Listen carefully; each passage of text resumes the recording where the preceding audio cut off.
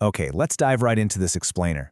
Today, we're exploring how we are finally, and I mean finally, moving past those clever AI parlor tricks into the realm of stable, dependable, real-world work.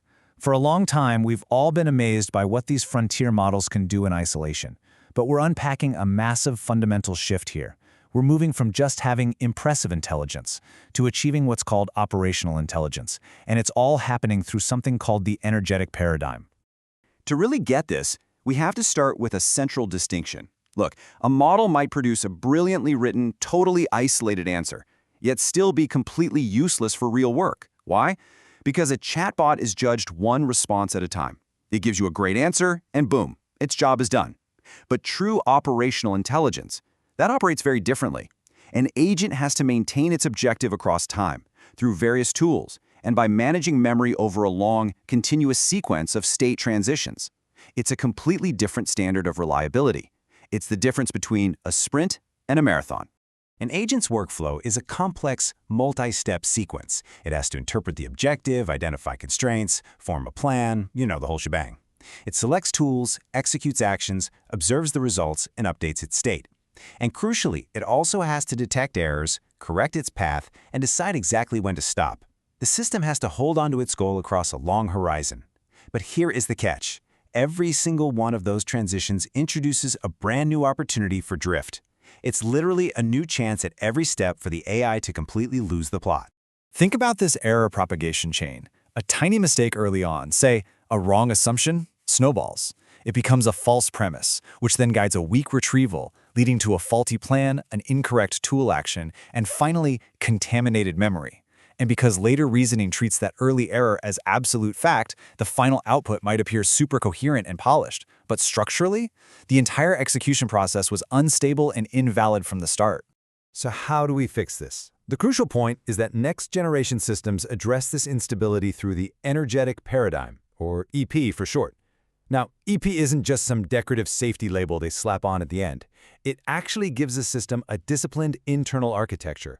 It's a structural method designed specifically to stop those compounding errors we just talked about before. They turn a little bit of local confidence into a massive global failure. Let's break down how EP actually works. It treats a task exactly like an energy flow. You have a source objective, converters, which are the tools, storage for memory, and feedback channels. In this model, reliability means keeping the task's energy strictly directed toward the true objective. You have to stop it from leaking into false assumptions, forgotten constraints, or tool misuse. This structure forces the system to constantly ask core diagnostic questions. What is the real objective here? Which constraints have to remain active? Exactly where can error enter? Which states require verification? And honestly, which memory is valid versus which memory is just contamination? This disciplined energy flow actually builds a critical physical threshold. Below this threshold, frequent small errors accumulate rapidly, meaning you can really only trust the system with very short, simple tasks. But once those error rates drop and strong feedback and correction kick in, you cross that threshold. Suddenly, the usable task length expands sharply. This perfectly explains why gradual, under-the-hood improvements in a model suddenly feel like this massive, out-of-nowhere leap in capability. The system simply stops collapsing under its own accumulated errors. Now, you might be wondering, doesn't it just need to think harder? Well, a big misconception is that more reasoning is always better. It's not. Extra computation only helps when it actually changes the outcome, like comparing real options or detecting a failure. Good reasoning is strictly the computation required to reduce uncertainty, preserve constraints, verify decisions, and complete the task. Efficiency here is about what EP calls reasoning path compression. Basically, what is the shortest stable path to a verified result? Just spitting out more tokens doesn't automatically mean the system is thinking better. And compressing that path requires incredible discipline. Think about how human experts operate. They identify the bottleneck immediately, aggressively cut out irrelevant branches early on, test their controlling assumptions, use tools only when strictly necessary, and then, this is the most important part, they stop. They stop when further work adds zero value. Experts appear fast because they avoid unnecessary paths, and EP formalizes this exact expert behavior into a rigorous operational structure for the AI. To achieve this level of discipline, control can't just be a brake you slam on at the very end of a task. It has to operate continuously. EP implements 6 distinct control layers distributed throughout the pipeline: objective, constraint, tool, memory, verification, and stopping control. This isn't restriction, it's active steering. It keeps the intelligence constantly moving toward useful work by deciding in real time whether to continue, revise, escalate, or just stop entirely. This is exactly where post-training shifts from just stuffing the model with knowledge to acting as a true governance layer. Traditionally, developers might try to patch specific surface-level domain failures, like, oh, let's fix this coding bug, or this legal hallucination, or this medical error. But ETP goes deeper. It identifies the underlying structural weakness. Actually, scratch that. It redefines the error entirely. A legal hallucination is really just a source ranking failure. A medical error? That's a constraint integration failure. ETP targets the root structural issue that causes failures across all domains.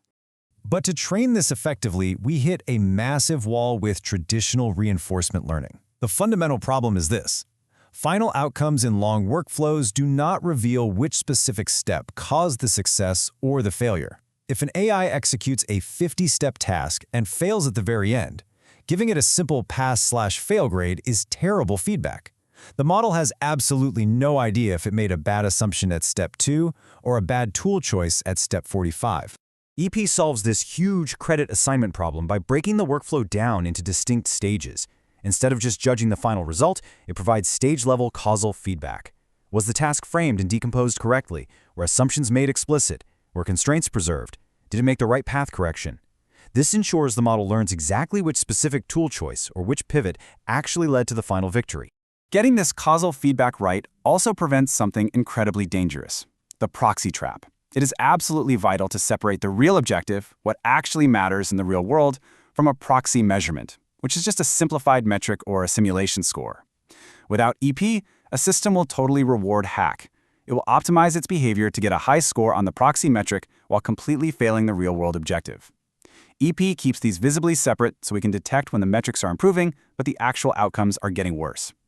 Because let's face it, when we move out of clean, perfect benchmarks and into messy, real-world workflows, things get incredibly complicated.